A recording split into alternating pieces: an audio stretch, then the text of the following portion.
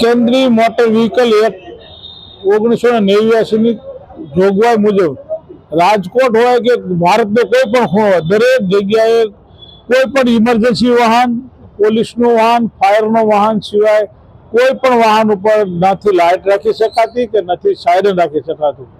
કારણ કે જે ઇમરજન્સી વાહનો છે એમાં એમ્બ્યુલન્સ આવે, પોલીસ વાહન પણ આવે અને ફાયરની વાહન પણ આવે. પરંતુ રાજકોટના ભાજપના શાસકો સમગ્ર ગુજરાતમાં અને ભારતમાં પોતાનો માભો જમાવવા માટે એક નાનામાં નાનો શાસક પક્ષનો દંડક એને ગાડીઓ ફરવા આપે છે. ઇનોવા જેવી મોટી મોંઘી ગાડીઓ આપે છે અને સાયરન માથે મૂકે છે.